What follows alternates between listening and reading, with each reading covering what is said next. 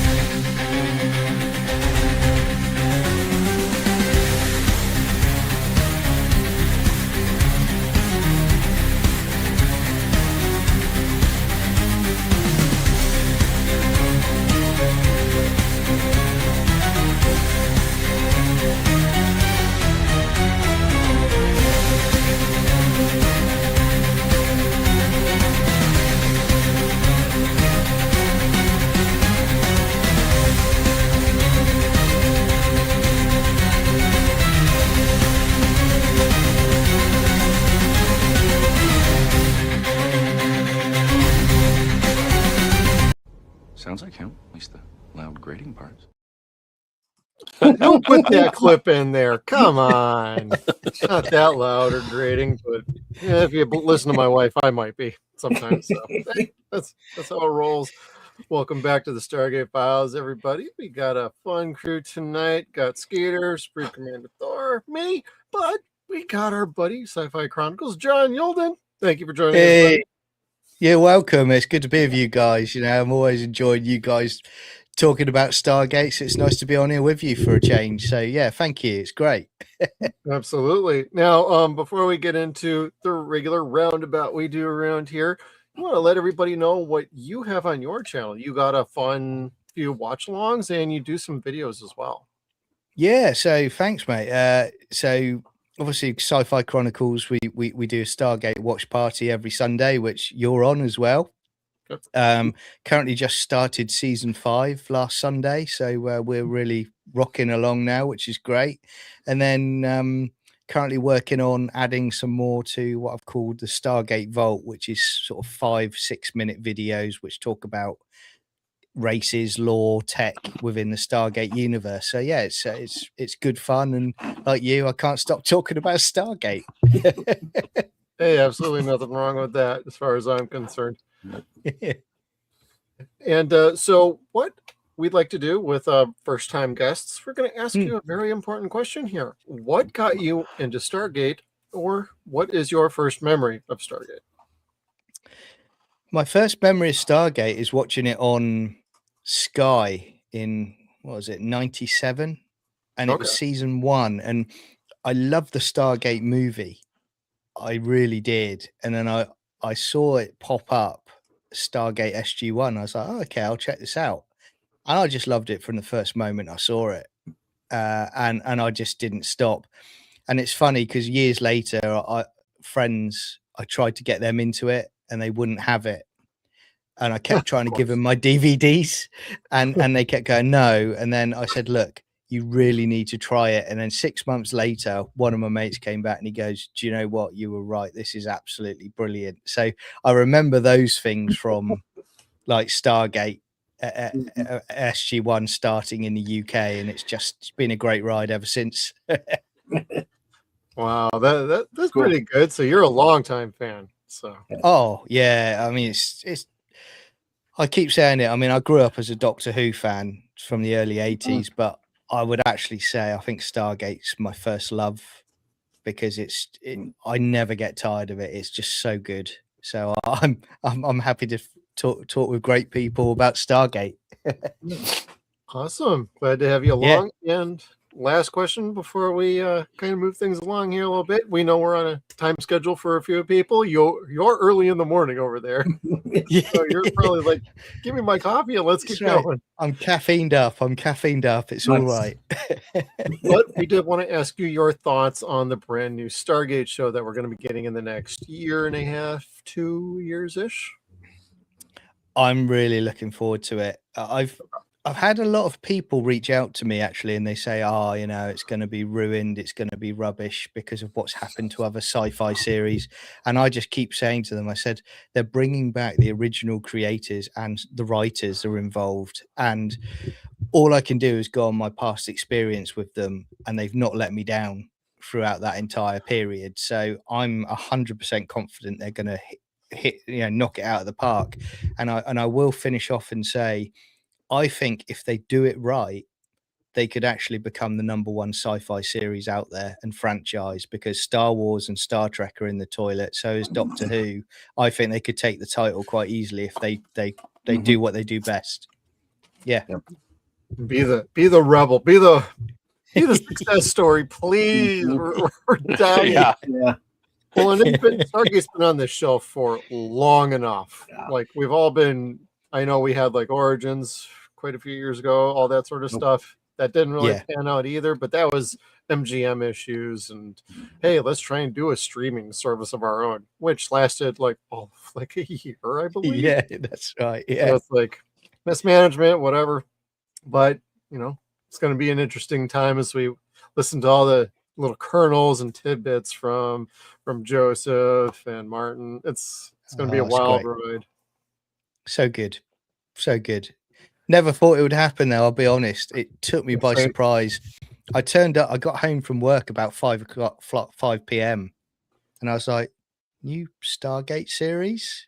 And I had to like slap myself. I was like, you're joking me. I was like, I've been seeing these clickbaity articles for like years. Like, exactly. This is happening. Wait, Darren and David are part of the video. Oh my God, it's happening.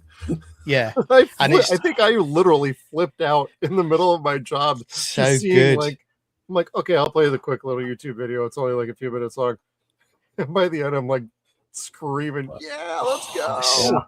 Brilliant. And not a reboot as well. I was worried it was going to be a reboot. So I was so happy. Yeah. We're gonna be in for a wild ride, aren't we? In what was it, 2028? I think that's what the target is. Yeah. So good. Well, on that note, Supreme Commander Thor, you're conspicuous by your silence over there. It is not golden. How you doing over there, Dave? Oh, I'm doing all right. Currently taking a break right now on every Stargate frame in order. Don't know if I'll be back or not, but having some fun, just posting a few thoughts every day. Joseph Malozzi right now is running a pretty fun poll for his ship, and I am going to unlikely ally for the ship, and I'm going to do my damnedest to see that Harry Mayborn wins that. That should be hands down winner, really. Butch Cassidy himself. So and over on my friend's John's account, every SGA frame in order, he is still doing. Oh, which one was that? Hot Zone, the one where nanobots start infecting everybody and killing anybody without the ancient gene. It's like, dang. They went a little dark there at the end of that Wraith War, those ancients. Just a bit. Gotta do what you gotta do. As they do in Atlantis quite often. I call that darker than freaking SGU is. Yeah. And Mr. Skeeter, what you been up to lately, brother? Traya, everyone. Traya. Been busy, doing a lot of work. Got the one printer giving me trouble. The one motor is going out. And the other one I got off, but I had to make a frame for our Stargate files litho print that I'm making. So I'm waiting for, I think it's tomorrow or Saturday. One or the other. I get the LED screen to put in there to light it up. So. Yay. But then I can show everybody what that looks like next week when that comes in. But yeah, it was a lot of work. I had to learn what lithoframing was, and yeah, it wasn't too complicated, but it was different. Well, that's good. But, yeah. Otherwise, I'm ready to dig into some good Stargate episodes tonight. Hey, me too. Oh yeah. I don't really have much going on from this week. Yeah, I mean, don't forget Skeeter is probably sporting one of our T-shirts. Yeah, don't forget the merch channel or website, everybody. So. Yep, if we got one of our moderators or Skeeter ends up putting it out there, I will in a minute. It is in our description down below. If you want to support us, that's another way to support us here. And not much going on by way of news. Not a whole lot going on. Yeah, I know Gay World's got another fan stream going on tomorrow. I believe it's Ibrook. And that's, I think that's, I know the name. I'm spacing on what he does on Twitter. I know he does like computer stuff, but I think that'll be a fun listen. So, but yeah, definitely not much here. So we can hit into Fragile Balance, everybody. A teenage boy shows up at the SGC claiming to be Jack O'Neill, sending the team on a mission to uncover his true identity. Spoiler alert, I love this freaking episode. But I'm going to kick us off just a little bit. I have a very specific memory of the previous episode, on Sci-Fi Channel or Sky or Space Station in Canada. The little teaser clips that Sci-Fi Channel did, they literally ruined this episode in the 15-second promo it was for the next week, because it basically has Jack talking to the Asgard saying, "You made a mini me." Yeah. Like, it ruined the whole I remembered episode. that. And this season was particularly bad from Sci-Fi Channel with ruining their episodes. And then they kept it up during season 8, 9, and 10. They didn't even do it bad in season 6. This was the beginning of, I hate you guys. Don't do that with your promos. Yeah, it's like my trivia nights. People are like, can you give us one of the answers before we start? Yeah. What? Why would you do that? No, why would I give you an answer? Well, we won't know what the question is. And I'm like, no. That ruins it. It's like I thought we got rid of it at one point, but it's almost at times they go back to like the 80s. Do you remember you used to have a show in the 80s and they go coming up on so and so, and they'd show you everything in about 20 seconds of what was going to happen in the entire episode? And it's like, you don't need to do that. I'm already watching. Oh man. And these days everything's just dropped all at the same time, so there's nothing going on. Yeah. But so we're going to get into what are some of your favorite parts, favorite moments, favorite anythings. John, let's start with you. What do you think about Fragile Balance, and what are some of your favorite parts about it? I adore this episode. I really do. I think the lad who's playing the young O'Neill does a fantastic job in this episode. He really does. But I think one of my favorite moments is when Carter's teaching the pilots and you hear a commotion outside, and she opens the door and he's like, the officer's got him pinned with his arm pinned behind him, and as he walks in, he's like, I could have taken him. It's great. Carter's just like, yeah, sure. Yeah, exactly. It's so good. And I do like where he's buying beer, and then of course it's just the fantastic bit at the end where he's going to school, which is, with grown up O'Neill, and it's just it's wonderful with the music playing, you know, like almost early 90s kind of oh my god, yeah, teeny school music playing as he's about to go off. That was such a throwback. I'm like, I completely forgot that they did something like that. It's very like WB UPN time. Yeah, it was. Yeah. It's like Buffy or something, isn't it, that they put that kind of music to? God, some things are best left in the 90s. I'm just saying.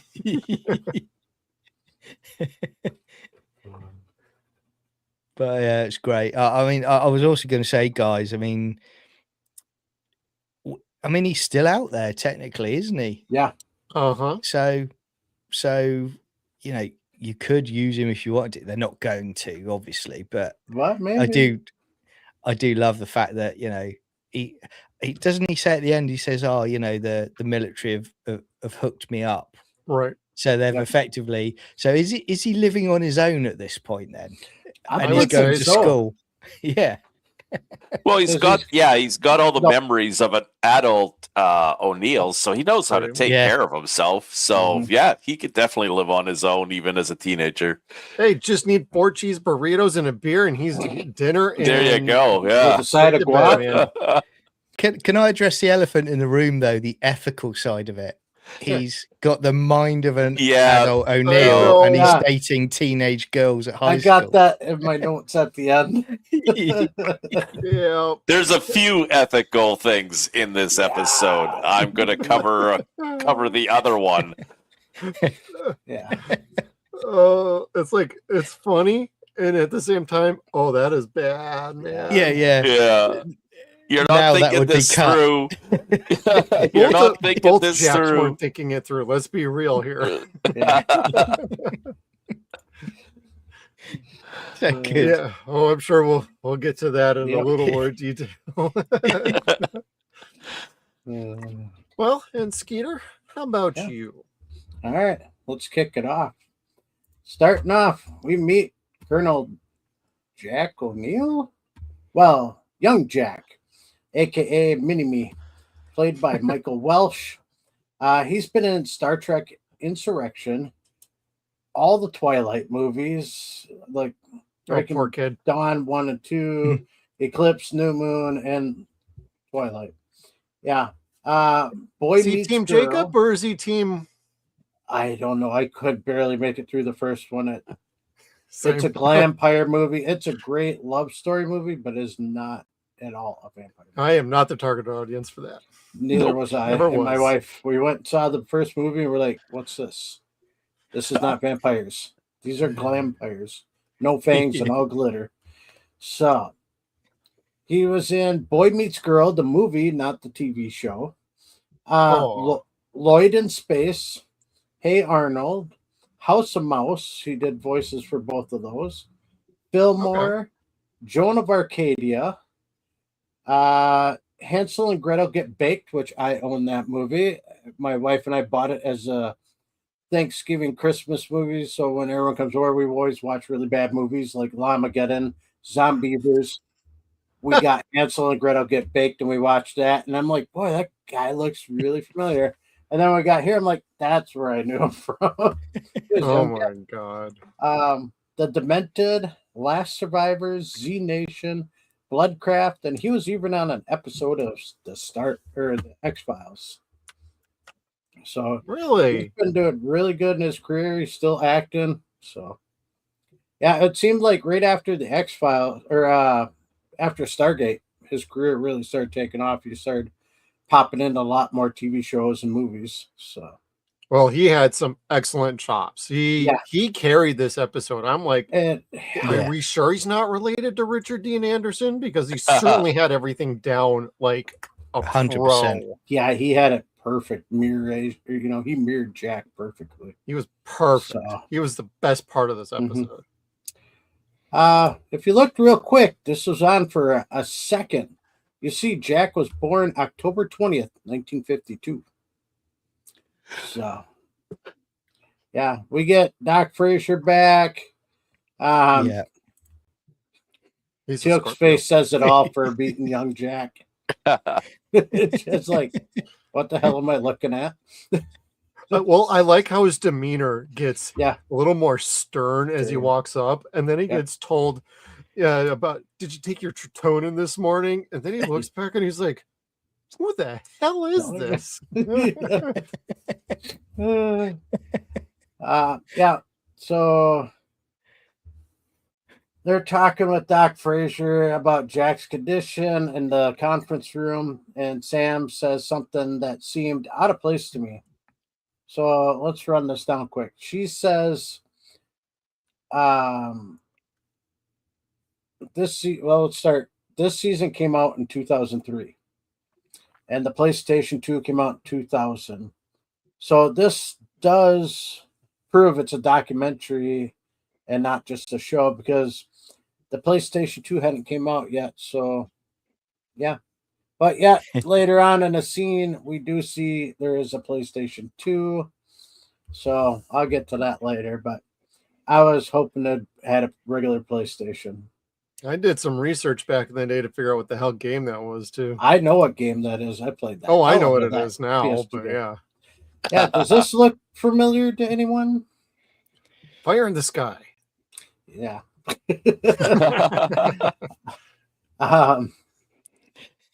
So, but There's then we get rights. Yep. Okay. Yeah. Oh yeah, I'm getting to Star this. Trek episode. Yep, I was just about to talk about that. So when Daniel and Teal'c are looking through the computers, and plus, big thumbs up to Teal'c for popping this up really quick using the search engine. They mentioned about the 4 green lights. This is a nod to Star Trek: The Next Generation from the episode Chain of Command Part 1 back in 92, where Picard is tortured by Cardassian Gul Madred, I think is how you pronounce it. I've never... All Madrid. Yep. Into thinking there were 5 lights when there was only 4. Also, Picard repeats the phrase, "There are 4 lights," in which Wilson Smith, the main character, is electrocuted into declaring he saw 5 fingers when in fact there was only 4. So it was officially marked as that was a nod to Star Trek. So then we meet a couple of guys here. Oh, did I miss a... Yeah, I must have missed a slide. But it's these two on the bottom here. On the right, we got pilot number 1, played by Evan Frayn. Frayn. He's been in Fairly Legal, Fringe, Smallville, Supernatural, Continuum, Arrow, iZombie, Legends of Tomorrow. He was in the new version of Lost in Space, Salvation, and Project Blue Book. Weird. A lot of supernatural and UFO shows and movies. So, just saying. The supernatural crossover is real, man. It's happening. Yeah, it's done. Yep. Fringe is another one. I think is a real documentary too, because I never watched that one. Disclosure going on right now. Yeah, pretty interesting. The first 2 seasons definitely. Yeah, those really get your... that's happening right now. Yep. No, I need to go back to that because I got about 4 episodes in, and sometimes when you're not in the right place at the right time, I think that was it with Fringe for me. So I do need to go and follow it all the way to the end. Yeah, because people keep telling me it's great. Now. 2 seasons are definitely happening right now in the world. It's creepy. I predicted it. But anywho, he was also the voice actor for Modern Combat 3 Fallen Nation. He played several different characters. I think there was 8 or 9 different characters he voices in that game. And then we get to see him back, or we also seen him already back in season 5, episode 5, Red Sun, as a Katau young male. Yeah. He was one of the villagers. Yeah. So okay. And then on the left bottom corner there, we meet pilot number 2, played by Chris Kramer. He's been in The Collector, Jericho, The Dead Zone, First Wave, Honey, I Shrunk the Kids TV show, Beyond Belief, Fact or Fiction, The Chris Isaac Show, The Ranch, Stranger in My Bed, Her Fatal Flaw, and Kinky, Out of Control, and gosh, elopement. I never heard this, but we're going to hear it again later on. Elopement. Sounds like Bravo or Lifetime movies. Yeah, I know. It's just. And I'm gonna just say that the guy in the second top right there, that's Cam. That's Cam Mitchell. I'm telling myself that's Cam Mitchell. He's in this briefing. No, actually, it's kind of funny you said that. The guy on the top right, that's over. He, or in the middle on the right, he is actually in the next episode too. So. Oh yeah. Okay. He switches guns with Jack. Oh, okay. Yeah, cool. That's him. If you zoom in on it, that's him. And I'll talk more about him next episode anyway. Oh, yeah. That's a better picture than trying to get a good picture of that. Yeah. Yeah. So Teal'c and Daniel go on a little journey to find out more information. And we meet Werner, played by Tom Heaton. Sadly, he passed away in 2018. Yep. But you might recognize him from a lot of different stuff. He was in Slither, Shanghai Noon, Reindeer Games, April Fool's Day. Guess Who's Coming to Dinner back in 1967. It was one of his first movies. The Minikins, Jane Doe, Bridge to Terabithia, the 1985 version. Danger Bay, The Hitchhiker, The Boy Who Could Fly. I haven't watched that movie in forever. I got to watch that sometime. Yeah, I've seen that one. Long time. The Fly 2, It from the 90s, or from 1990. The Omen 4, The Awakening.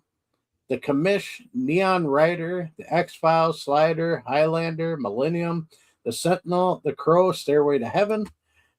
The Outer Limits, Taken. Jeff's favorite one to hear, The Da Vinci's Inquest, and Earthsea. But fun fact, he was also on 2 episodes of MacGyver. I believe that. Yeah, not surprising. There's a lot the last couple of seasons, like people that have been on MacGyver all of a sudden popping back onto the show for 1 episode or 2. Next, we meet. This is the only one that had a full name, or I was surprised. The next one too had a full name, but Pamela Ambrose, played by Poppy Reiner. She's only been in 3 things: Road to Victory, Cold Squad, and this episode of Stargate SG-1. Have I seen Cold Squad? That's a movie, right? Which one? Or is that a show? Road to Victory? No, Cold Squad. Cold Squad? Was it the movie or the TV show? I can't remember now. Oh. I'd have to look up. That sounds familiar. I'm gonna have to look that up. I'll let later. you do that while I go to the next.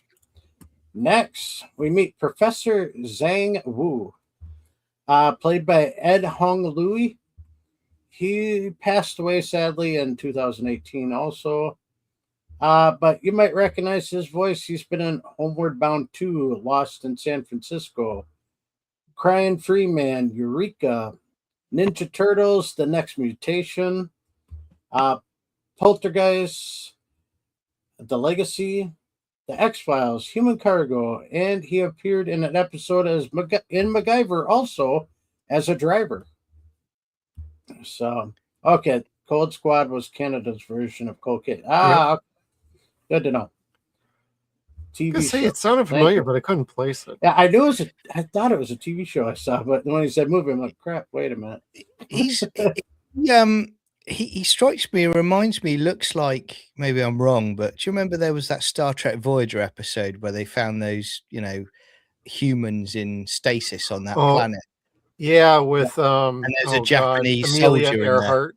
in there. That's right. Yeah. That was a good episode. That. It was a very good episode, but I might be wrong. But I keep thinking he might have been in that one. Unless he was uncredited, because I didn't see it. And I usually hit the Star Trek ones if I see them. Yeah. Or any big time movies or shows. No, it doesn't say he was in that one. Just like her. When I saw her, I thought I recognized her from so much stuff. She was in none of it that I remembered. I'm like, okay, maybe not. I'll show you. We'll meet we also meet the interpreter, played by Teresa Lee. She's been in Intimates.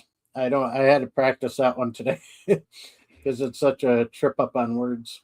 Big Bullet, Downtown Torpedoes, Psych, Logan Monsu, You're Hired, Son of the Dragon, Legendary Siblings, 3 a.m., and Timeless Romance. There was a whole bunch of other Asian movies, but I mean, it's a long list, and I don't know if they're big movies or not, or TV shows even. So those are the ones I kind of recognized. So, and then, yep, there it is. There's the PS2 standing up vertically. That's how I always had it. And we find out also poor young Jack is dying. But like you asked earlier, Jeff, you researched what game that was, didn't you? Yep. Did you ever figure out what it was? Gran Turismo 3. No, that was Midnight Club Street Racing. That's not what I've... Oh. Yep, that's that game. So I remember that edge of town scene right there where you're running through the edge of the woods of the city there. Google has failed me. Google has failed you. You Google lensed it and it failed you. So, is that what you did? They haven't listed in the Stargate wiki as Gran Turismo 3 too. So obviously more than one person got it wrong. Oh, because I looked at it and I looked it up and it said Midnight Club Street Racing, and then I Google lensed it and it also confirmed Midnight Club Street Racing. Fact-checking fool, man. Unless it's a made-up game, and I doubt that. No, they would have had a real game on there. They didn't There's have the reason budget why for they that. didn't go to the main menu or anything like that. Now I gotta dig out my old PlayStation 2 collection and the PlayStation 2, hook it up, and oh darn, play it and try to find that spot. You know, that's rough research there. Oh, and I get Gran Turismo and play that too. It felt like a Rockstar game. I'm like looking at the screen and I'm thinking that could almost be GTA. You look at that car. Yeah. You'd think it would be, but there's no star for your, What it should have been was SOCOM. Yeah. That would have been. We were talking about that just before the show. John and I were. Yeah, well, yeah. Or it could have been GTA 3. Yeah. So it's one of those three, everyone. So until we dig out our old PlayStation 2s and start playing, we won't know. Inquiring minds want to know, what game really was it? I don't have mine anymore. I still got mine. Mine's over here hooked up. I haven't fired it up in a while, though. I got it in the other room. I just got to plug it into the TV. So let's see. We see Jacob came back. We meet this shop owner, which his voice I recognized instantly. This is the shop owner played by Ralph Alderman. He's been in Only the Brave, 3,000 Miles to Graceland, Gambit, Scary Movie 4, Waco, Longmire, Breaking Bad, Elopement. There it is. Again. Yep. On the other hand, Death. Aliens in America, Supernatural, which I remember hearing him in that. Taken was the one I really remember him from. He was also in Children of the Corn Revelations. Oh, God. And the one movie I really do remember him in because it is such an obscure movie. Freddy Got Fingered. So Weird. The X-Files and Millennium. But he is also a location manager. He did shows like Hunter, The Greatest American Hero, The A-Team, and the last one he did was The Incredible Shrinking Woman. Blimey. And he also does not sell beer to minors. Nor would Harley, Jack's old military buddy. That was so funny. Great. Speaking of 6. Yeah. Then we learned, Jack is not Jack. He's really a clone. So, but then we also get to see this. I knew you'd do A this. new Screenshot. red phone. I thought you would. Yeah. He got a brand new red phone. Before the old one, it was just a regular old style with actual push button. Now he's got a digital screen. So, but let's zoom in on this. Oval Office. Number one on the speed dial is the twins. Where's his grandkids? Yep. I was just going to say, from season 6, episode 12, Unnatural Selection, Jack tells Hammond to hit number 1 on the speed dial. I see Oval Office now. So the new phone, he had to update it, I guess. But yeah, you look, Oval Office, SGC, SAC, Intelcon, Control, NORAD, Joint Chiefs, Gate Room Security, Department of Defense, multi-room. I don't know what the multi-room. It's obviously very important. Conference room, I guess. But it doesn't have the conference room, so no NID on it. Oh, wait a minute. Yeah, it is. It says conference scroll code. Scramble scroll code. SG unit, not which one, just all of them. Hey. All stains, Oro, and Sector 4. Or Section 4. Big unit. So that is interesting. His granddaughters are no longer on there. Unless they're the one in the top right that's just all like blacked out. Yeah.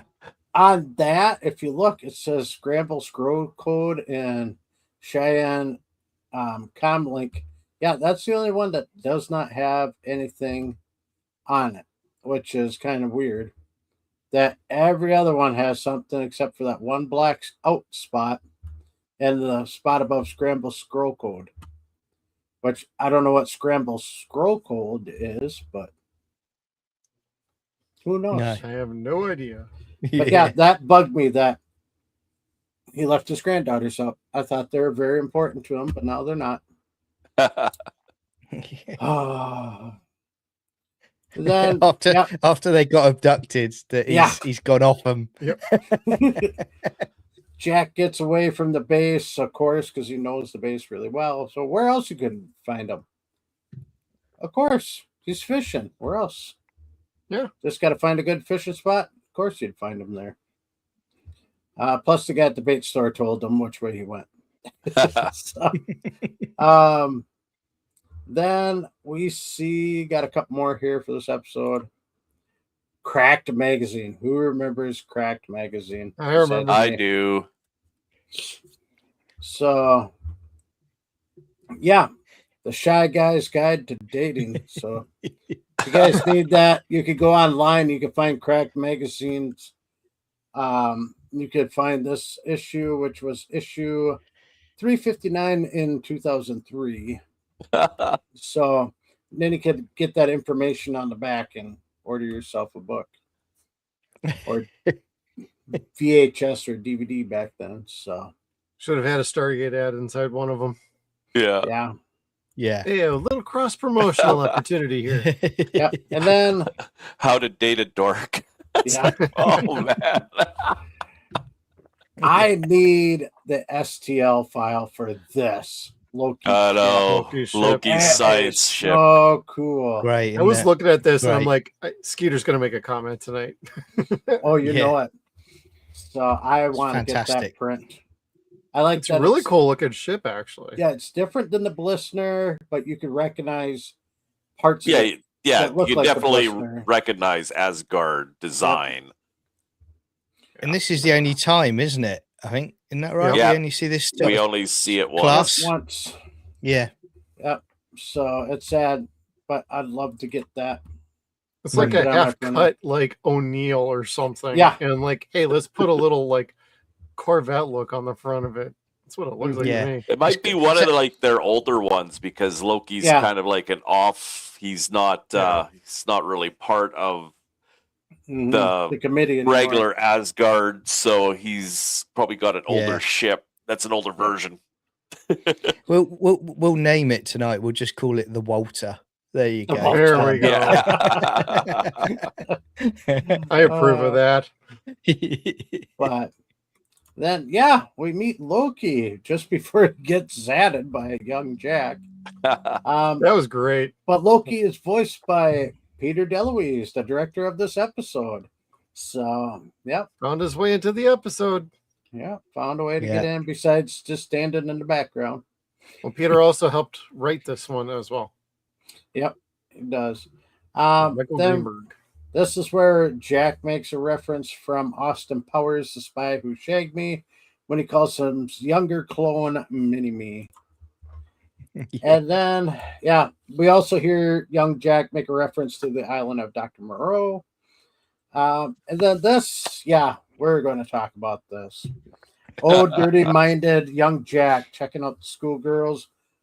Would that be okay? Or, I mean, he's got the body of a teenager, but the mind. Maybe he'd like younger women. Is it a league? Is it not? But I'm not sure. But I do notice that there is a blonde brunette and a redhead standing behind him, staring at him too. The two were, and Jack says, "Like, yes, go forth, young man," with approval. Like, yes, I know you got my mindset. Go tap that. What the heck? It's like, if you're gonna go for the blonde, for crying out loud, man. Just he's still now just working his way through the entire state. That's his mission. So, but it's like, really, where is it? Is it okay or not okay? Or Viking in the chat, or is he the victim because he's only a week old? He's really underage at that rate. And if he's not allowed to buy beer, I mean, it's a tough call. I don't know how to. Well, it is high school. There were ways to buy beer. Yes, I've got beer all the time. But also, I kind of hope they bring this Jack O'Neill back for the new Stargate series, as we talked about before.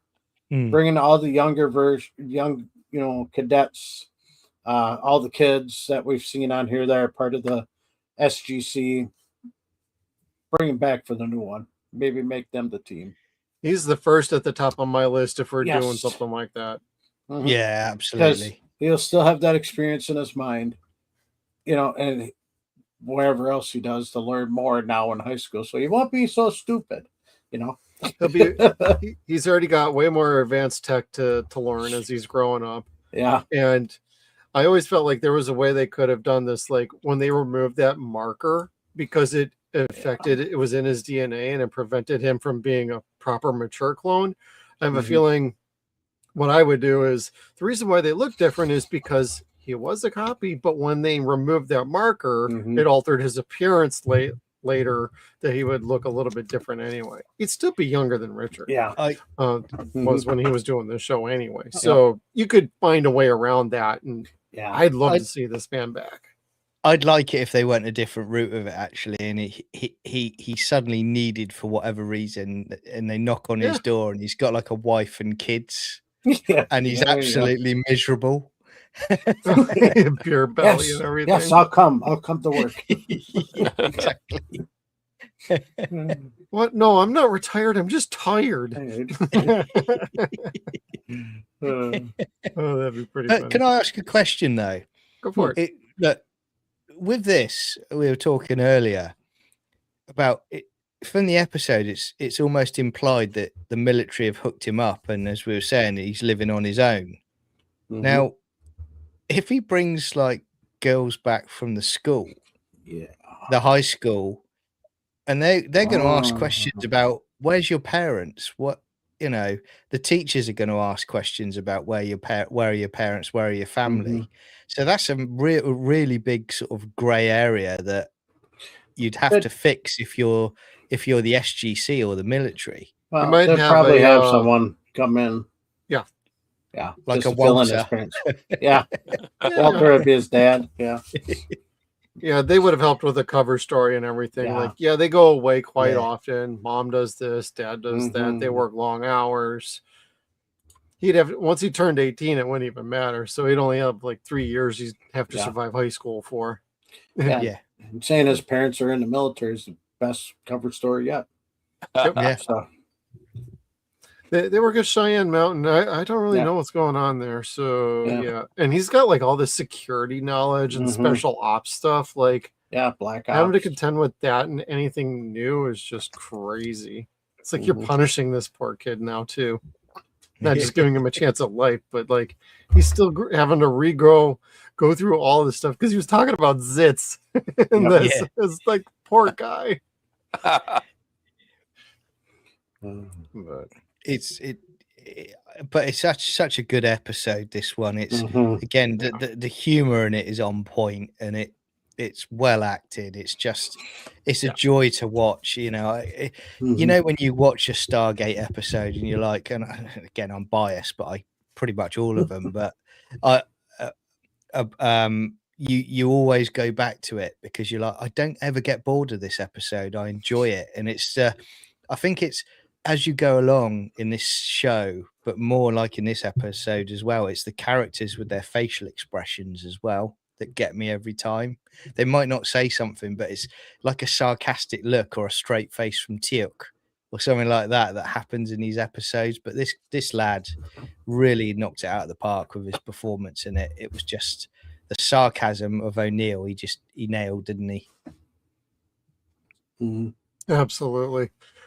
He just was so dialed in. Like, God dang. Like they're making the best use of, oh, hey, Richard might be a little busy for a few days, or he was or had something else going on. I mean, I know in season 7 he was kind of pulling back his schedule a little bit, and I believe I saw it on Gate World in their little tidbits at the bottom. They were talking about like, yeah, he was gone for Richard was not available most of the week of the shooting of this episode, so this worked out for the best to give him that time. And when he shows up at the end of the episode, it brings that episode up to a whole nother level. And seeing the two of them interact back and forth was the cherry on top. It was perfect and flawless, and they had great banter between the two of them, carried through all the way to the very, very end where we say goodbye to young Jack. Can I ask guys as well? I mean, well, this what I like about where they introduced Loki in it. They kind of built on this with the veneer in Atlantis, didn't they? Yeah. You know, without an Asgard, without ethics, you know, just trying to find the cure at all costs. You know, that was played on more in Atlantis. So it was a thread they do pick up later on again, wasn't it? Yep. Yeah, it's almost like, hey, let's try this. And then, oh, hey, this worked out pretty good. Let's have some real fun when we get to Atlantis in here. Yeah. So no, that's good. Skeeter, you have much else for? No, that was it. Oh, well, Thor. What are some of your favorite parts about Fragile Balance? I don't know if there's anything left to say. I think everything's almost been covered on this one now. Let's just say I do enjoy this episode. It's a fun episode. You need episodes like this every now and then. And the kid did a great job playing a young O'Neill. I like Daniel and Teal'c going off and investigating. It's kind of like Daniel's taking Jonas's spot because that was Jonas and Teal'c were always together last season. So now it's because Daniel before season 6 was usually paired with Carter when they went off to do something. But she had her pilot course that she was going to be teaching, and or Jack was supposed to be teaching, but she was taking over for him. Right. And like right up to the end, good special effects on the Asgard again. The ship looked great. And I show up at the end and save the day, you know? So like usual. Sorry, humans, but Asgard are still better. Yep. Just because we can't use shotguns doesn't mean we don't have our uses. Guys, I was going to say as well quickly one thing, that database that they had of all of the abductions, that's I mean, so they clearly, again, like you're talking about other series and shows, they were clearly recording all of these abductions for decades, weren't they, in the database? And then you got disclosure. Yeah, disclosure happening now, proving this is a documentary. Yeah, just saying. They had an image of a hot dog in one of the slides. Yep. Just saying. Yeah.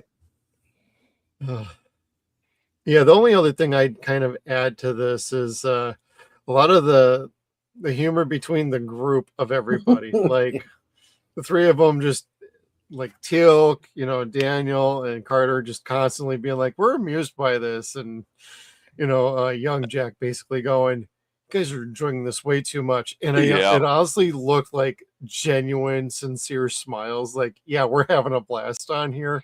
We don't have our usual Richard here, but we're having fun with this. I almost wonder if, like, behind the scenes, they were all just like, this is freaking awesome. The script is great. Yep. Everybody's doing what they need to do as pros, but in between takes, I'm willing to bet they were all having a good old time with this. And I think that's fantastic to see. And it felt like 100%. Daniel was starting to get reacclimated to everything again as well. And being able to run around and go off base, do stuff. I like his role in the next episode better. Daniel really doesn't do much in this one other than make jabs. Yeah. And going through O'Neill's underwear drawer. Yeah, that was kind of a weird decision, but hey, it's played for comedy, I guess. But just good stuff, and overall really good acting, really good story, really fun, exciting. 42 minutes flies by and it feels like you've only been watching for 20 minutes. Yeah. So, but we talked about some of our favorite lines so far. Is there any that we missed, John? I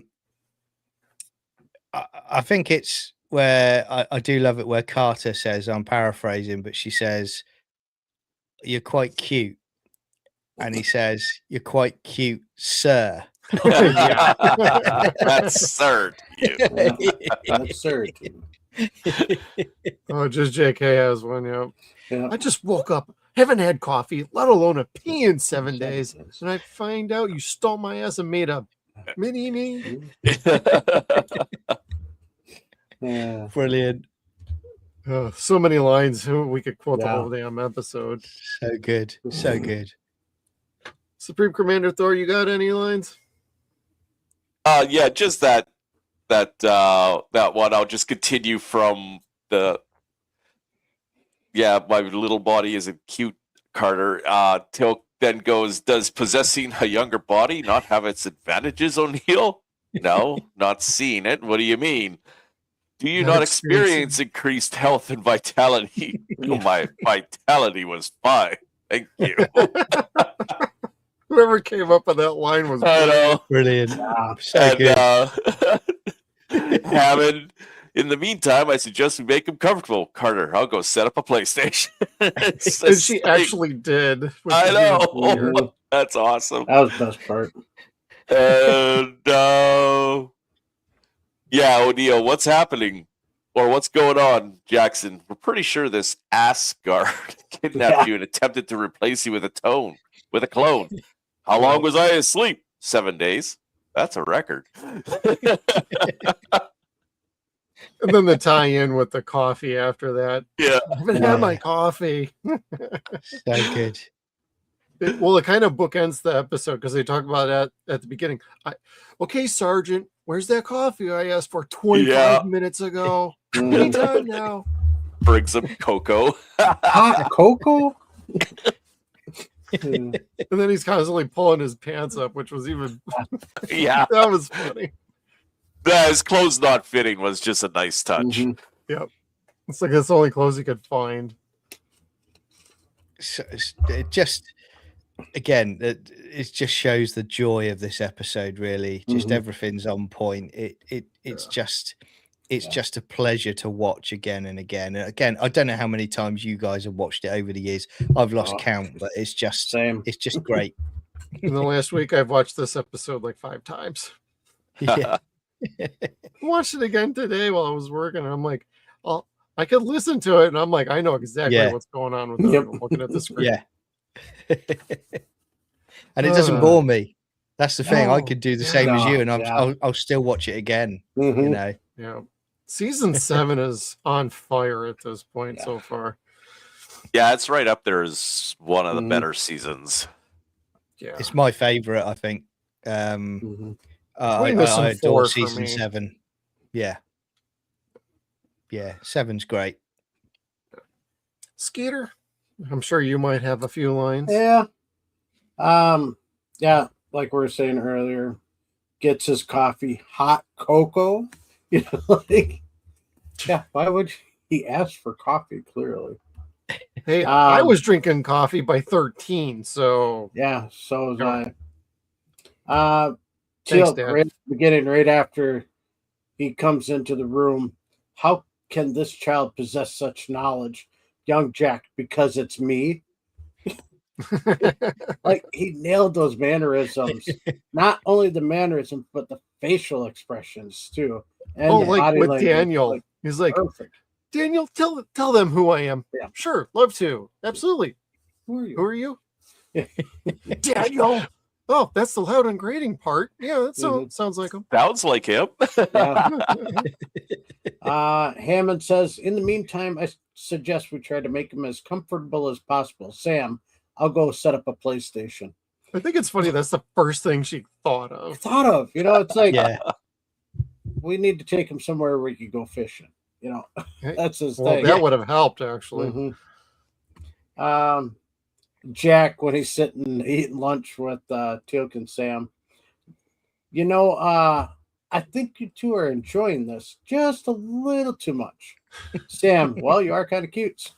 Jack, that's sir to you. We covered that one a little bit. Yeah, Sam says, well, in the meantime, may I make a suggestion? Try enjoying this as much as we are, sir. So, Hammond, let's see. Yeah, Hammond goes, Jack, try to understand your situation, puts me in a very difficult position. Young Jack says, General, no offense, but you're not the one that went to bed watching CNN and woke up as part of the MTV generation. Yep, that was a good one. Then Teal'c, when him and Daniel are doing research, it would appear that a great many of Tari have encountered beings from other worlds. Daniel, yep, little do they know how close they are to the truth. Further proven disclosure, what's going on now. Yep. What you're watching television show, and it's a little cliche. Yeah. Now it's like, oh, that's not a joke anymore. That's really happening. We've all been abducted, I bet. Yeah, good. Yeah, Jack walking into that conference room and all those pilots giving him crap. And young Jack says, hey, I realize it doesn't actually say Colonel anywhere on my uniform, but it should. Recalling him saying it before. And then everybody's snapping like, wait. Yeah, like, what? And then Carter does the little, it's him. Then everybody snaps too, and they're like, yes, sir. Yep. He was not wrong. He had that line on. They better these pilots better get used to weird things happening around here. Yeah, that's right. And it's so good with the lad acting as O'Neill, though, because don't you think he instantly, for me, he became O'Neill, Richard Dean Anderson's O'Neill, when he basically says to them, you know, it doesn't say Colonel, and he's basically saying, shut up, listen to me. He's got that authority, and it's really well done. Yep. It's great. It's first class stuff. Yeah, it was good. You kind of forget that, he's a kid. Or the clone. Yeah. It's like, damn. Hammond saying, no word yet after young Jack disappeared. No word yet on what exactly do we call him at this point? Sam goes, duplicate O'Neill. I thought that was a terrible idea. I thought that was a bad one too. They should have said young Jack. Yeah, young Jack or Junior would have been okay. Then Jack, when they find him fishing, young Jack says, unless you brought beer, that's close enough. And then the two security guys kind of scamper off.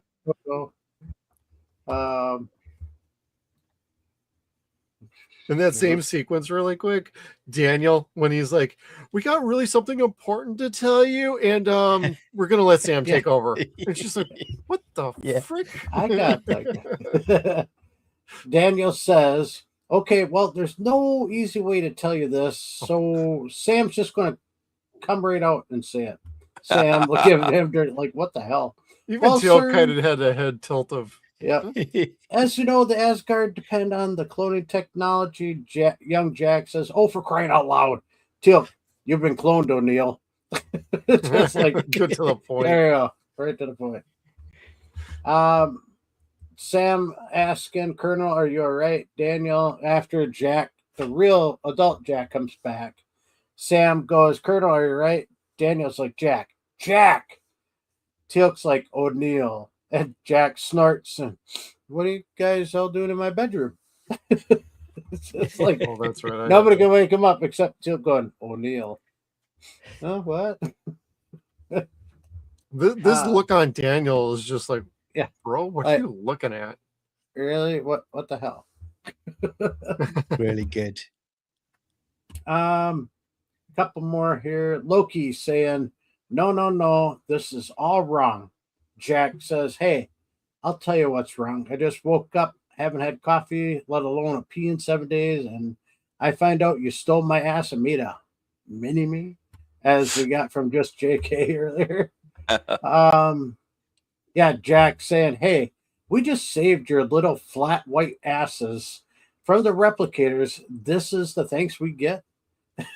That was perfect. Perfect. Yeah. Yeah. The final one here, or two. Daniel says, "Well, what do we do if Thor doesn't show up?" Never mind.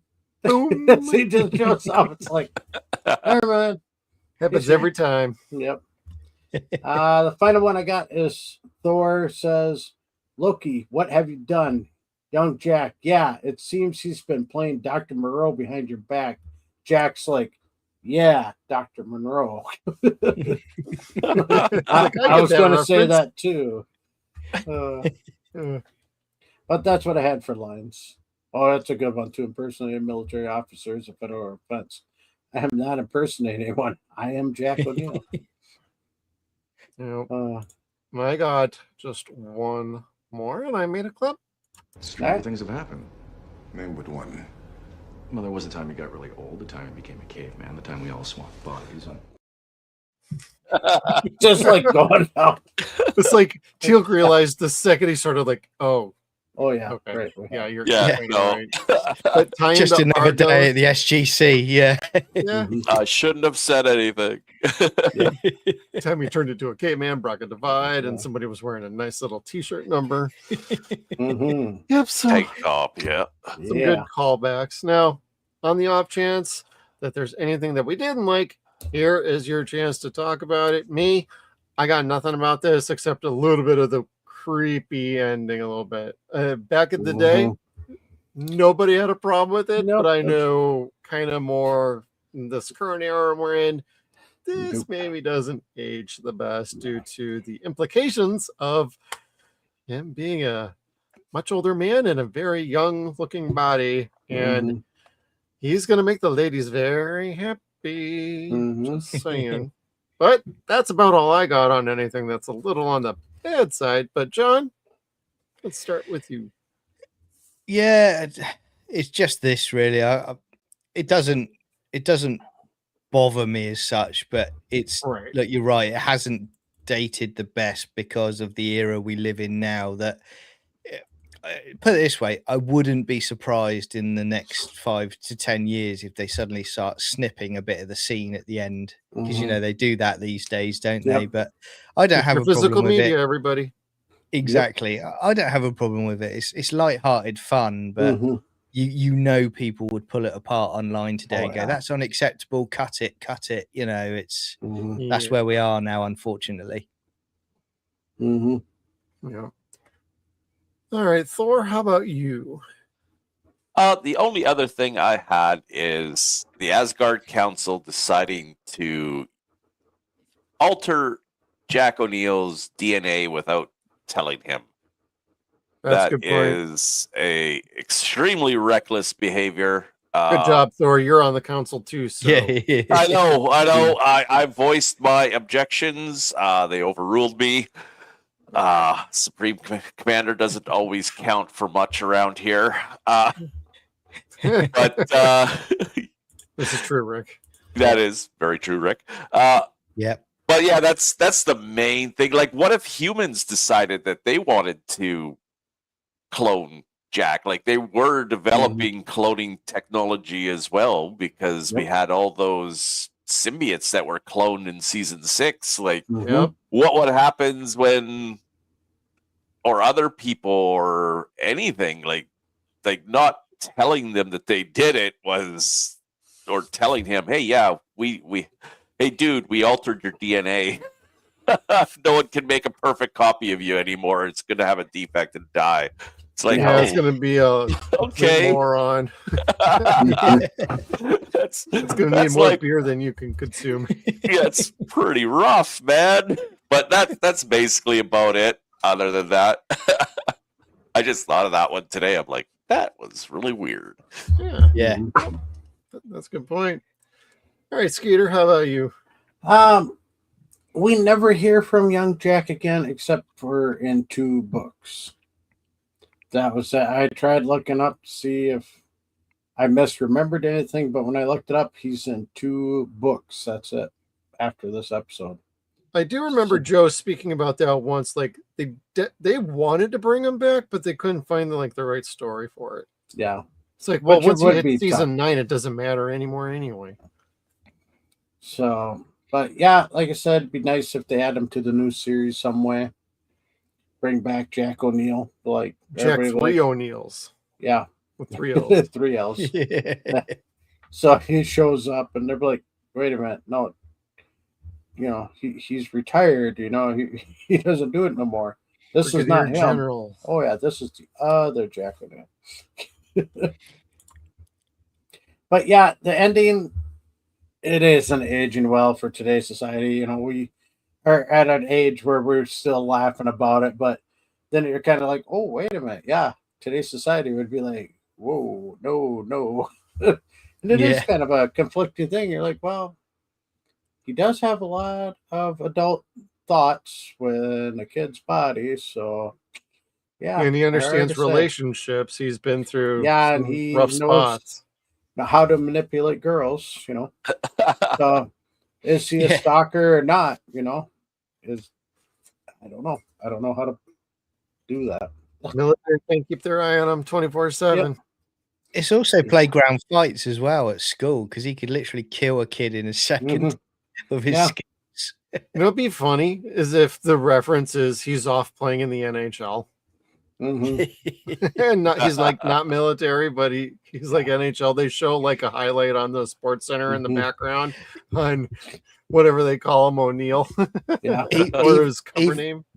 Even better, you just want a video clip of an extremely overweight O'Neill, just eating snacks, and he's just playing on a PS5. A bunch of Cheetos, and he's doing a YouTube series of Let's Plays. Like, oh my God. I can see it now. The other thing is, it says on his tag again, John J. O'Neill. So is Jack his first name, or is John his first name? Is that a Rambo reference as well? Yeah. Like William Thomas. I'm going to be Thomas then. Yeah, so he could be John. But yeah, I caught that before, where it says, like right here, it says John J. O'Neill before that. O'Neill John J. So his first name is John. Or Jonathan. Or John, or I think it is Jonathan. When I looked it up, I remember seeing. So it'd be Jonathan Jack O'Neill. So technically, the new Jack can be Jonathan O'Neill or John O'Neill. So you can tell they made this ID really quick. Yeah. Why? Because I've done a better laminating job on IDs. Department of Air Force, United States of America is kind of double on there. and it's It's running got a shadow. little. Yeah, Is that a running. Rambo reference as well, guys? For- Like John I J. don't know. Rambo. John J. Rambo, isn't it? Is it John J. Oh. Rambo in the movies? Rambo Yeah. John J. No, it's Correct me if John I'm wrong. Rambo is like the name of one of the movies. Yeah. Yeah, I I'm can't pretty remember sure what there's his a middle J initial up. was. Oh. Yeah. Maybe a Rambo fans did it. Yeah. Anybody in the comments, Rambo fan, can tell us right now. Yeah. Well, let's do our round of scores and get on Yeah. over to our next episode of the evening. But John, what do you got for a score on this one? And we do rank out of 7 chevrons. 8 is above and beyond awesome. Well, for me, it's going to be a 7. I've said throughout this show, I love this episode. It's got everything that I want from a Stargate episode. It's got the humor, and it's a nice little kind of bottle episode as well, with not too many effects needed in this show. It's it's a lovely piece with a talented young actor playing O'Neill, and it's just, again, it's a joy to watch. I'll go after the show. I'll put it on again. I bet, because you've got me in the zone for it again. So I'll go for it again. There you go. Yeah, it's Okay. great. Really good.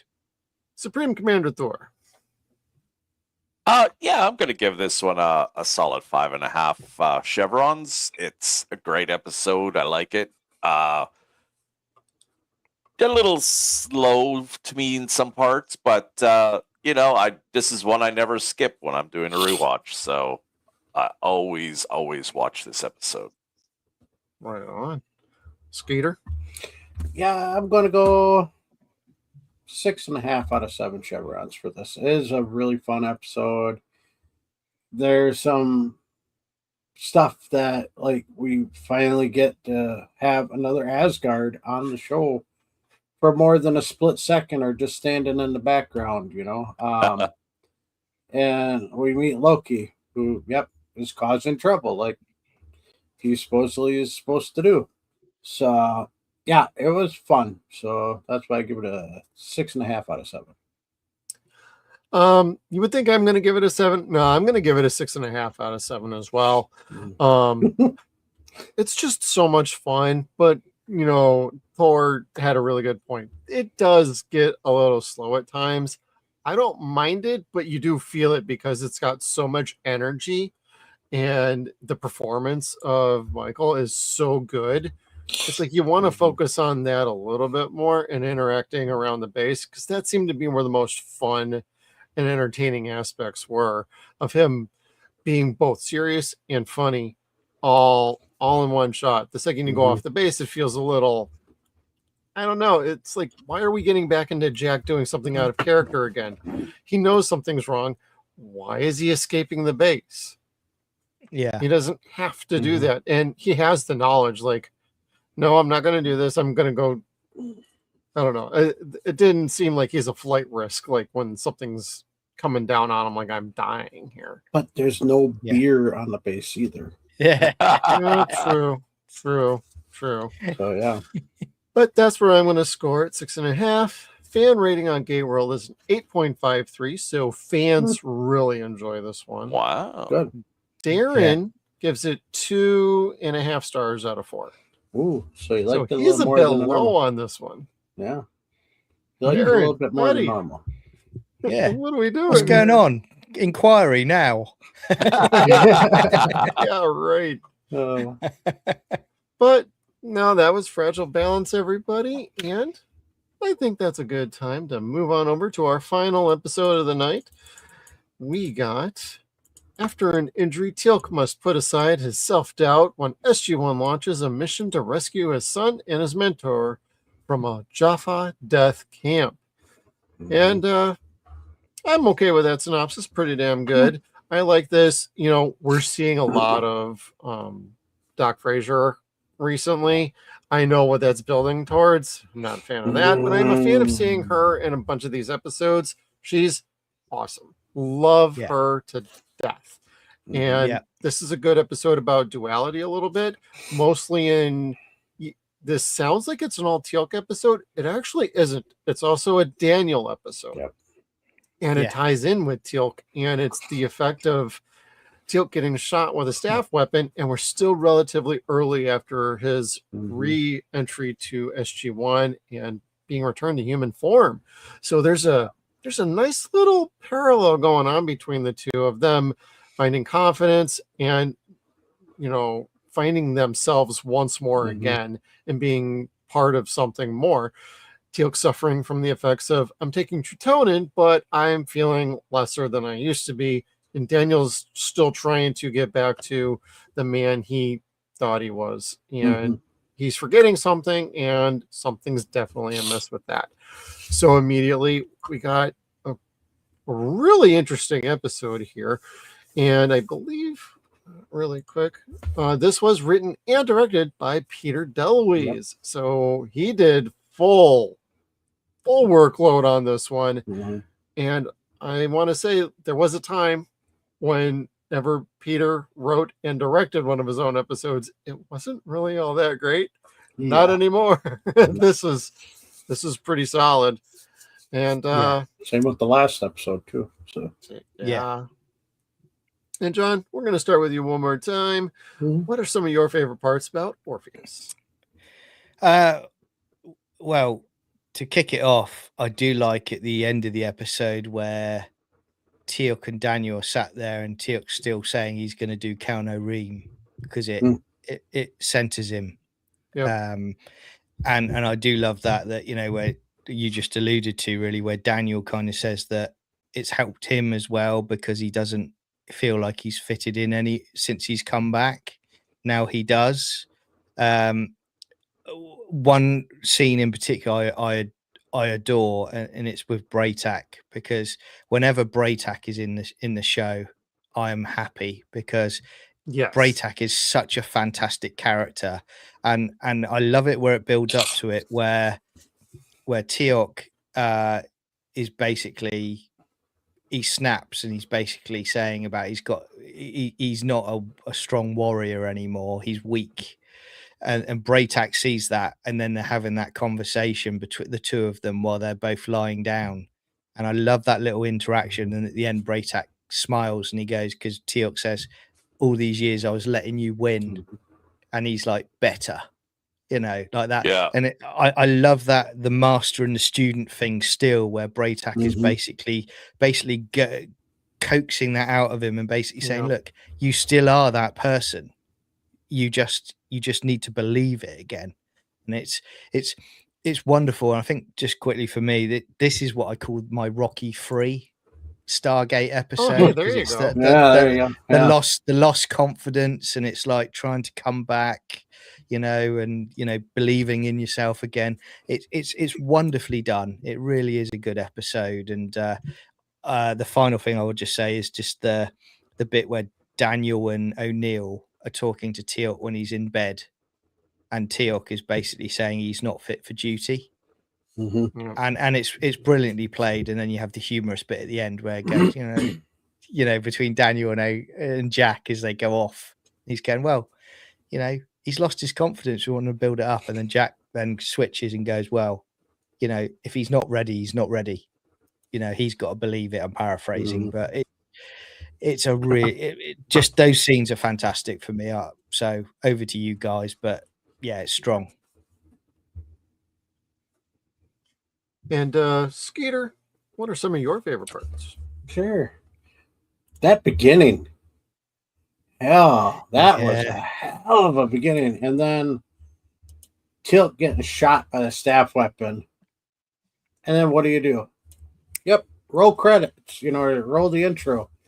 It's like show's over. Everyone's like, wait, what's going on? Why have we got the intro? So yeah, it was great beginning to start, you know.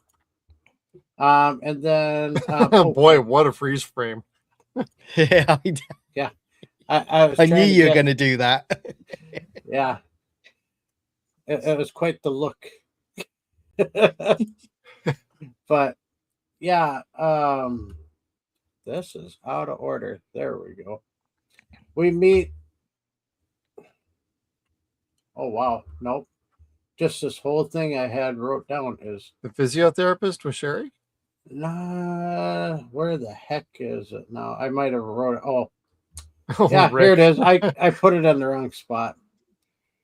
Hello, nurse. Yeah, no, but yeah, Sam here explaining the plot to the 2002 movie Signs. Yep. As you hear telling Daniel about the film without actually saying what the title is, criticizing the logic of aliens coming to Earth without considering their weakness.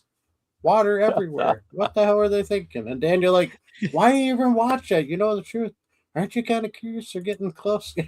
So, she's not wrong. no, I'd have been the Yeah. same way. Yeah. Yeah. Then we meet Teal'c's physiotherapist, played by Sherry Rabold. She's been in Single and Dating in Vancouver, When Calls the Heart, that movie I don't like saying, Sanctuary, The Immortal, and a whole bunch of other Hallmark stuff. But we also get to see her come back as a scientist in Atlantis. First in season 2, episode 20, Allies. Then in season 3, episode 8, McKay and Mrs. Miller. And the final time we see her is season 4, episode 9, Miller's Crossing. Yep, that's her. Oh my God. So now I'm looking at her, I'm like, oh yeah, I see it now. Yep, I know. Oh as soon as I looked, I'm like, oh yeah, that's right. Yeah, telling Jack and Daniel about how weak he feels ever since the Tritone, and that was such an impactful scene. I agree with John. It was just, it really gut punches. Really good. Because Keck, death. It means weakness too, but you might as well be dead if you're weak. It's like, jeez. Yeah. So, let's see. Lost my spot. There we go. Oh, here's another one. How cool is this ship? Oh, half built. They don't even have the gold on the pyramid part yet. They got the energy gravity field to hold it up. That's pretty cool. I'd love to build a ship like that where it's partially built, have that gravity field holding it up. I think that'd be the a fun daytime print. CGI looks really good at this point in the show. It does. Even when it's in the blue filter, it looked really good. Yeah, blue filter really made it pop. Yeah. So, you know what? That almost looks like the same sort of scape that was in the Nox from the hill. I didn't want to say it feels anything, like we're zoomed in more. Yeah. less muddy as well. Yep. We also see Braytek and Ryak are back. And then we meet the Jaffa commander on the planet. I love this guy. David Richmond Peck. He's been in The Day the Earth Stood Still, the 2008 version. Cruel and Unusual.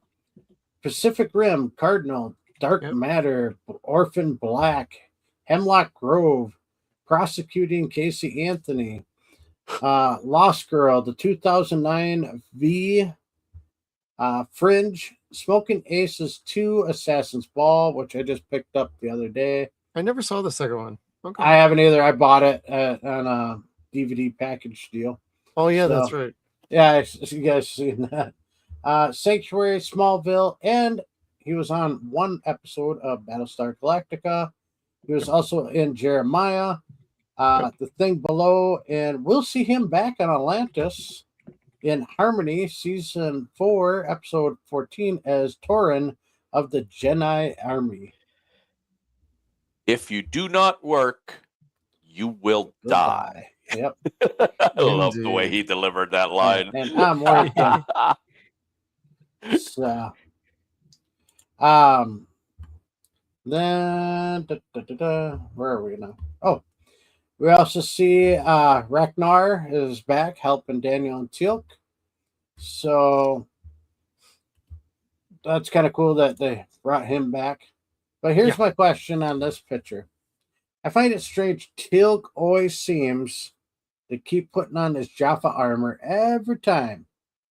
every time he's going to meet other Jaffas or Braytak. Why? Why he's putting on? Everyone knows who he is anyway. They know he's the chauffeur. You know, it's like, why are you putting on armor that you don't even believe in that anymore? Well, it would withstand some staff blast to a point. Yeah. Like, I can understand. Probably prepared for an attack or to fit in with the crowd. And the blend in is the only thing I think about. I always think it's like, where does he keep getting this new armor? Because he's thrown it off, left it behind on other worlds several times. He just keeps stealing other people's armor and like, oh, I'll just reuse it. I like it. I like it in future seasons when he has the robes on, so it feels a little more relaxed. Even Christopher Judge was probably like, "Can I please stop wearing this stupid uniform?" This rubber suit that weighs a ton. I have to say though, in this episode, guys, when he's doing that, you know, his physical therapy. He is jacked, isn't he? Absolutely jacked. I mean, his ears have got muscles coming off of them. It's that insane. Like I've never, you know, unbelievable at what level he was at. I met him at a Comic-Con a few years ago, and he was still like unbelievably built. You know, he would snap me in half in a second. but fair play to him. You know, that's dedication to the role. Yeah, I mean that becomes part of your life after like doing 10 years of it. It's like, yeah, you could tune out and have a few pizzas and cheat meals, but like, I'm sure you can't turn off like the gym aspect of it. No, not a chance. Next, that is a full-blown real mining camp, all the way down to the digger that they had there. That's actually from a mining crane. What'd you call them? No, I'm kidding. Wow, you are just horrible. But that digging device that you saw, that wheel with the claws like spun around, that's actually goes on a crane that goes alongside a hillside. So that is part of a mining operation. The only reason I know that's because I've been to an area where I've seen those being used. So it's pretty cool. Then here we go. Like I said, this was the guy that was in the back of the room. We meet Penn Hall. This guy is, wow. He's part of teams SG-2, 3, 5, 10, just all kinds. Played by Nicholas Barrick. He is a stuntman that has been in a bunch of movies as a stuntman. Godzilla from 2014, though. Tron Ares, Sonic the Hedgehog, The Predator, Deadpool, the good Deadpool, Marvel one. The Seventh Son, Arrow, The Day the Earth Stood Still, X-Men, The Last Stand, Andromeda, Battlestar Galactica, The Chronicles of Riddick, just to name a few. He had like almost 200 movies and TV shows he's done. He also comes back in Atlantis as some background characters and a stuntman. Here's a list of the characters he's been on in both shows. Tok'ra Base Guard, Jonathan Reed, Chandler, SG-4 Soldier number 2. That's this. 4-2. No, this ain't this one. That was a previous episode. Yep. Firefighter number 5, Prometheus crew member 4, F-302 pilot number 4. That's what was the previous episode, yeah. And then this episode, Penn Hall, Gamma Site Serviceman 2, Jedi Soldier, Marine, Hansen, Fake USAF Officer Shanner, Hester. And he's been on the show since season 2, episode 5, A Matter of Time. And he goes all the way through Atlantis. But doesn't go to Universe. So, yeah, that guy is a great stuntman, but he's also a double on the show or background character, too. I like that they do that. Yeah, they did that with quite a few people. Yeah, they've done that with a few of their stunt coordinators. Yep. They're pretty good at it. And so, but I have to say, what the hell are you doing there, Penhall? That is just a compass. I don't know what he's trying to look through it, but it's not how you do that. It's a viewfinder, dude. Like, definitely he's watching something from home.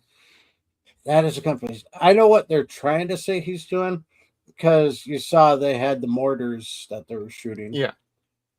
When you run mortars, you got to use that compass or other tools to predict how far with the range and angles. But you do not hold it up to your eye. It's like, no, not with a compass. A compass you use, you're like, okay, that's your angle, your degrees.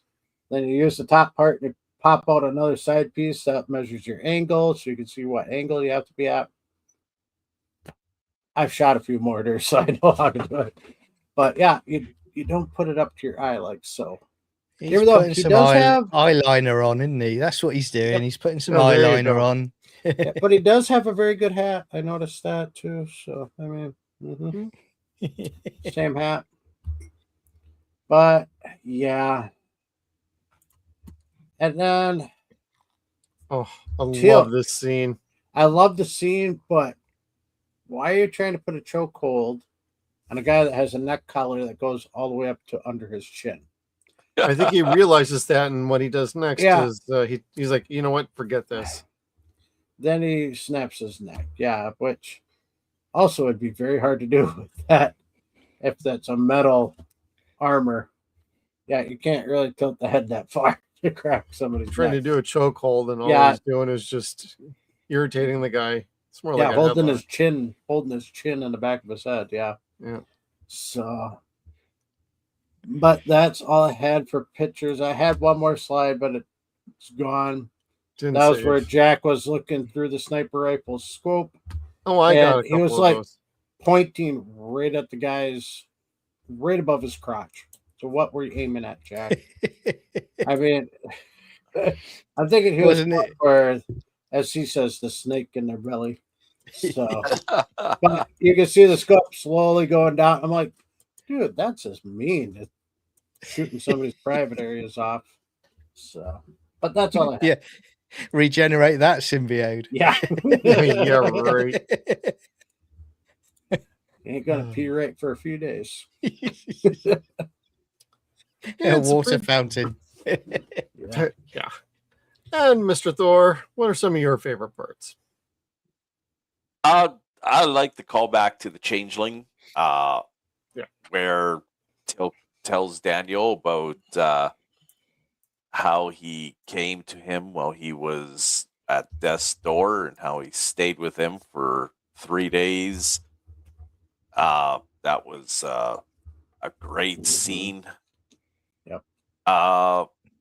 The beginning action scene was great. I liked how, and one of the things that I've always had a problem is when they run through the gate, they just stand there in front of it. Usually, but they didn't in this one. They ran to the side, so they're not hit.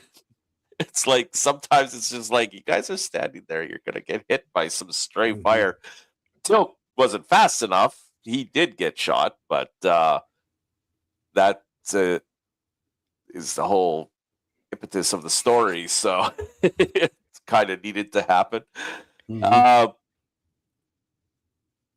is this the first? So I was just going to say, sorry to jump in. I was just going to say, is this the first time we've ever seen a Jafar come through the gate after them? No. But it's been a long time since it has been a long time. They usually bounce off the iris. Yeah. Yeah, exactly. Yeah. Yeah. Yeah, you can hear the dings. Dung, dung, dung. And the screen on the monitor spike. Yeah. Yeah, this guy was close enough behind Tilk that he managed to get through before the iris closed. And that's been a long, long time since that's happened. Yeah,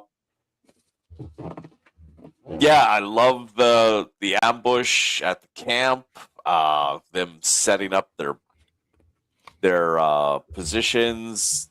Daniel and Carter once again banding together to blow up something. And yeah, like Braytek's back. What was that other guy? What's his name? Ragnar is back. And yeah, I love the commander. Like, he just hammed it up. Like, great. I like it when a villain is of actual, like, he knows he's the bad guy and he's just gonna chew some scenery. And Well, it was great to see him actually have a personality different than everything else we've ever seen. Yeah. So it really stands out. Yeah. Every time I see him on there, though, I always think of the band The Offspring. Yeah, that's what I was going to say. He has the dye job of The Offspring. Yeah. That's funny. And we had Walter was actually in this episode. He was actually, I think, missing from the last episode, but he is in this one. So that's a good. And yeah, Janet Frazier's back. Always good. Oh yeah, he was helping Daniel do some research. And it's now. This is like one of the few times he actually remembers something from when he was ascended. Do you guys think Oma left that one in there? Well, I was going to ask you guys this actually, because I've always thought, because Oma actually says to him, "I didn't erase your memory." Yeah. You know, when you see her sort of later on.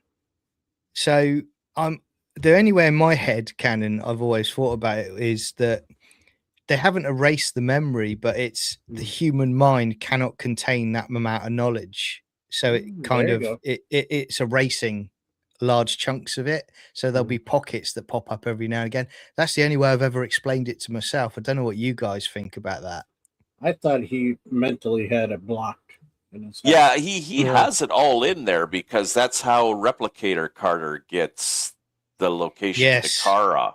Yep. Good point. Just kind of tucked away at a different spot. Yeah. So maybe they allowed him to access that to help out his friends, or part of his mind that just can't be activated unless it's ascended. Or it could be his close ties with Tilk because of the changeling. What happened in the changeling could have also, I guess, maybe affected that too. Well, it was also a fleeting memory of like, I was thinking I was missing something here. Like, he kept going like, this is nagging at me, and something's peeking through. Like, it was so strong in his mind before he, returned to human form that he brought it back with him in probably the only way he could handle it. Yeah. But that would mean he'd have to try and figure out what the hell is going on. I like the fact that they had to do Kelnareem in order to bring it. So I'm also going to ask you guys as well. So being ascended, then you're also effectively traveling in time as well, because he's ahead of what's going to happen, and he's remembering it. So it must mean that as an ancient and ascended, you can travel in time. The other question: how long has he been back until this happened? I mean, has it been only a couple of weeks? Yeah, but then again, we saw him, Braytek being tortured to death. No, it's like, and then Tilk showed up and changed that. So or did Braytek get beaten earlier? So we don't know. I know it's only the 4th episode, but I almost feel like this was really supposed to be episode number 2 of the season, or even episode number 3. Yeah. Well, the first episode goes by the first 2 happen within, I think, like 2 days. There's Daniel showing up on the planet naked, and then 2 months goes by before they show up and find him there. And then from that point on, only like 2 or 3 days goes by for the entire first 2 episodes. Yeah. And conceivably maybe not traveling through time, but I guess Braytek had enough draconian to keep him going through that whole ordeal scenario, because they've been there a while. Like they've been slaving away, for lack of a better term. Well, they set that up when Daniel's like, when's the last time you spoke to Ryuk? Oh, it's been some time. They're off recruiting Jaffa. And they were on the planet before it got taken over by Ball's forces. So yeah, and Ball only took over after the events after the second episode. So cool. Trying to make some logic. Things. Yeah. But yeah, no, I like this episode. And just like the one previous, I don't skip it. I always watch this one. Yeah. I always watch this one. I always remember it as the weird first prime or Jaffa leader that runs the place. Is like, oh yeah, this is that weird guy. That's the Offspring episode. Yeah. Albino. That's how I remember it. But honestly, like, excellent acting all around. Christopher Judge just totally delivers in spades in this one, and Daniel does a good job of feeling out of place as well and trying to get his place back again. And I like the parallels of the two stories running back and forth and doing the Kelner Ream, and then both by the end of the episode, it almost felt like this was also a chance for the actors as well to kind of get back to where they were at one point with their personal friendship outside of this show, because they were at one time like super best friends. They were going to start a studio together or production. I can't remember specifically. They were going to start some sort of production company together, and then he left the show and there was a little bit of a rift, but they eventually figured everything out. But I almost wonder if this was also a good chance for them to be like, we have some scenes together, I miss you, bro. Like two bros finding their friendship all over again. It's like, I felt it on screen. It just felt like this is the episode we really needed, especially after we lost Jonas. Because you just took away a character that quite a few people either didn't like or it was growing on them, or they really liked. And now we're getting Daniel back. It's like, okay, the band's back together, but it's still not quite feeling right. This almost felt like a little bit of a healing episode for the fans and also for some of the cast, the crew. And it's like, okay, Daniel's back. This feels like we're okay. Like, we will be fine going forward. And overall, this is a well-written episode. Like, they did some nice little callbacks and they injected just the right amount of humor. Especially, I have a clip in regards to Kelner Riemann thing, the thing that is most required. And don't answer that, anybody, because we'll do that in a minute. But there's also good lines with Carter. There's good lines with Jack being a total strategist and figuring out, no, we need to do this, we need to do that, let's have this lined up. Oh, hey, we need a distraction. Bigger. Nope, bigger. It's almost like a callback to Wormhole Extreme episode 100. Yep. Bigger. Yeah. That's what I thought too. Yeah, and I'm like, that's perfect. Like, and then you also had SG, the teams all acting like a bunch of pros and smoking fools. Like, finally we get to see an all-out attack from the SG forces to liberate a camp. It's freaking awesome. Loved it. So there's some leaf in the wind doesn't control its destination. Shut up, Daniel. I have to say, also just the well, you don't see it, but when you're hearing Teal'c being whipped, and it's really well done, where you hear the first few whips, and then you start hearing Teal'c, like crying out, like as he takes each lash, and it's really well done. And then you cut to O'Neill and Daniel and Carter, and effectively saying, "Sir," and O'Neill knows he's got to wait and he's got to let Teal'c just take these hits because he needs it at the optimal point to go in and free Correct. everybody. Yeah, it's really well done. Yeah, and it's like he knows full well what that's like. He's former Black Ops, Special Ops, and he also knows like we have to control the next moves.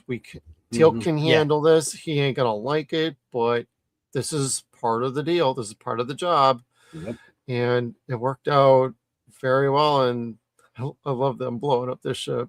That was so cool, and to see it actually like play out was just it's great, perfect.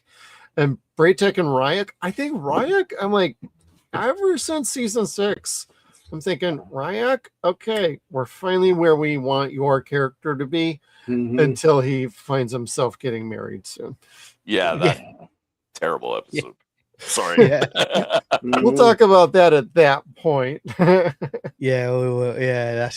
a fun one, not.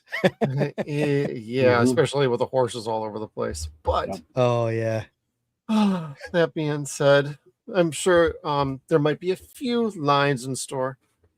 And John, do you have any favorite lines out of this one? Not particularly. It's just I said before. It's the scene. It's the scene where Teal'c and Braytek are talking, and they're talking about how they always used to spar, and it's just a lovely back and forth between the two of them. I adore it. I really do. And and one thing that I do like Braytek again. I said to you, I adore Braytek, but he says, he says to Ryak, Ryak says, your Tritonin is gone. How long can you last? And Braytek is, I'll last as long as I need to be rescued. And that's just the mentality of Braytek. He'll keep going, as far as he needs to go and he's not thinking about himself there, is he? He's thinking about Ryak. He's trying to keep Ryak safe and to keep the hope alive for Ryak. It's brilliantly done. And again, they're not even the central characters in this story, but you still give a damn about what's going on there because all of them are just on the top of their game. It's a really good episode. Yeah. And Braytek and Ryak is a good learning tree for Ryak, honestly. Like if he can't be around his dad, being around Braytek is the next best thing because who taught Teal'c everything he knows? Braytek. Yeah. And man, I love Tony Amendola. Like, oh God. My favorite role clearly is Braytek. So well, Skeeter or Thor, you got any lines? I got a few lines. Right at the beginning when Teal'c is in the hospital bed, and Jackson goes, "What's with?" And he points to the Jello pots of Jello, and Teal'c's like, "O'Neill, I believe his offering of colored gelatin was his attempt to sympathize." And Jackson's like, "Oh well." He's thoughtful that way. He ate all 4 cups just for Teal'c. Yeah. And, 3 of them were empty, so I don't know. Oh, yeah, that's right. It was 3. And Mike, my favorite line is, if you do not work, you will die. It's just... The delivery was just brilliant. I know. So monotone. He needed to come back. He needed to be in a few more episodes. That guy. I'm sorry. When you have a guy that plays a good villain, he kind of reminds me of Harak, but he's even more over top than Harak was. So it's like keep him around. But oh well, they kill him off. And Jackson, we need a distraction. Carter, grenades. O'Neill, think bigger. Carter, claymores? O'Neill, looking up at the attack. Much bigger. And at the very end, Keldarim is unnecessary, although it does make me feel better. Colonel O'Neill has officially informed me I have my mojo back. So those are mine for this episode. Right on. That's some good stuff. I was going to say, guys, did you notice as well in this episode? It's quite well done, but you've got the skeletons being used as almost like stands for things in the background, haven't you? And then where Ryak is about to be executed at the end. If you look carefully, there's just like a woman passed out in the background, just lying in a heap. you know, in there's a few of them. They've done really well just scattering them around. Good set It's like, oh, we need a corpse here, we need a corpse there. Yeah. As they're escaping from the camp too, Yeah. you look carefully, everybody that was killed off, there's a few of them that are like moving, like getting adjusted, delay again. It's like, whoops. I couldn't get a clip of it, but I was just laughing. I'm like, yeah, there's a few just slightly moving, like, oh, yep, this rock's in my way. Hold on. There we go. Now I'm comfy. It's like, you're dead. Don't move. I'm always looking for stuff like that. There was an episode in like season 9 where like the Sodan village was attacked, and everybody's like dead, but you see the breathing of the chest and the stomach. I'm like, stop breathing for 20 seconds. That's you're supposed to be dead. Yep. Learn to shallow breathe. Skeeter, what do you got? I got a few. Daniel says, I think the hardest part is not knowing whether or not if I chose to be here like this. There you go. You know, whether I could be doing more good if I was still, Sam goes, ascended. Daniel goes, yeah. Damn straight, we'd still have Jonas. Go back to being ascended. Give me my Jonas back, damn it. So they do address that in further seasons too. Yeah, like maybe it was a good thing I didn't stay with these dipshits. Yep. Yeah, just JK kind of put this one up on the screen. Jack says, maybe if you stop thinking about it, it'll come around to you. Take a break. Frazier says, Tilt needs a little pep talk. I've been practicing in front of the mirror for an hour. Daniel, not peppy enough, Jack? Not really. O'Neill and pep talks just does not drive. And then Daniel looking Hammond straight in the face. So you believe me too? Hammond, the things I've heard sitting in this chair. Just like that was so perfect. Yeah. That one was good. That was one of my especially lines. about you, Daniel. Yep. Jack saying when they're on the hillside, nope, it's time for plan B. Sam, we have a plan B? Jack, no, but it's time for one. Jackism. Yep. Raytac, we covered that about saying how, sure, tone affect his memory because I've let you win. See what? Oh, here it is. Raytac says, Hammond of Texas, I find myself once more in your debt. Hammond goes, I think it's Dr. Jackson you owe this on this one. Tilt, indeed. Daniel's like, oh, okay. Yeah, and that's it. The other ones we already covered. But there was, oh no, we haven't got to that. We'll get to that here in a bit. So my little nitpick. Okay. Well, I just had one. For a successful Kelmo ring, there is one element required above all others. What? Silence. I knew somebody was good. That's why Daniel was totally annoying him, like before it even started. He's just like, if we're doing this, just shut up already. There's Isaac. He made it too. Hey, what's up, brother? Good to see you. So, all right. Well, let's get into some of the things maybe we didn't like or got a nitpick about. John, is there anything about Orpheus on this one that maybe didn't work for you?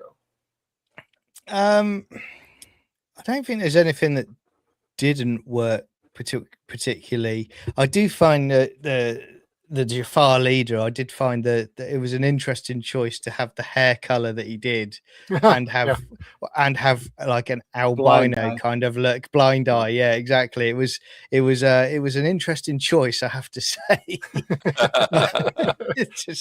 So all credit to them. I would have loved to have been in the writer's room when someone came up with that one. Well, I want someone with white hair for this episode. What do you mean white? Have you ever seen this band? They're called You know, polar bears. Yes, Well, yeah. whiter. Yeah. Not white enough. Like if we turned off all the lights in the studio and there's no light, you'll see them. Yeah. Just from the hair. He's a shining beacon. Yeah. And can I throw in quickly as well one thing that I forgot to mention? Sure. Did you notice at the end when the fight breaks out in the camp, you've got that shorter guy doing the kung fu kind of ninja kicks? There were Jafar. 2 ninjas. Yeah. And I was thinking, is that linked to previously? Yeah, exactly. Sorry, Anubis, where he's got those ninjas. So I just thought that was an interesting seeing that there. I thought the same thing too, but remember there was that one guy that Teal'c and Braytak went to. I forgot what episode it was now, but they had that unusual fighting style, which was that fighting style. Oh, Emotep? Yes. Yeah. Oh yeah, the warrior. Yep. Yeah. The warrior. So I That's think it. it was people from that because they all were doing that same fighting style. Yeah. It's like That's capoeira or something like that. Mm-hmm. Yeah. Funny what you pick up, isn't it? When you're watching a Stargate episode, you're like, Yeah. Yep. And JK just brought up about the same thing about you can see people moving like adjusting to get comfy. Yep. Them damn outfits. Yeah. I think even David mentioned once he put on the one he has in his collection, and he's like, it's freaking heavy and bulky as hell. And you heat up like real quick. So, man, when they're doing those scenes, you got to keep it moving, man. Yeah. Yep. Yeah. That's recycled tire rubber. All right. Well, Thor, do you have anything? I got really nothing that I'm going to complain about on this episode. It's good all the way through. It's the only reason why I did the last episode a little bit lower than normal is because I do think I do enjoy this episode a little bit more than that one. But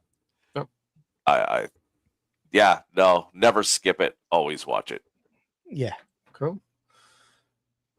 Skeeter. Just a couple of nitpicks. Just a couple. One was really big, but let's start with the small one.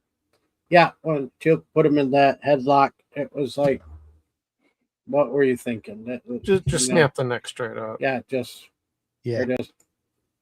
The other thing is, I notice they don't triple zap soldiers no more. Is that because Teal'c wants them to join their rebellion? That's the only thing I could think of, but no double or triple zats, to remove the body. Double tap. But they could. Yeah. It's rare you see a double zat on somebody. Yeah. The other thing is Teal'c and Daniel were talking, right? And Teal'c tells Daniel, I've never told anyone, it's not in the report either. But you came to me, right? False. Remember when they were talking, when they started saying, I saw Daniel. Oh, I saw Daniel too. Here and I saw Daniel, and Sam's like, what the hell? I haven't seen him. Yeah. He did bring it up. He did not keep that a secret. Well, it wasn't in his report.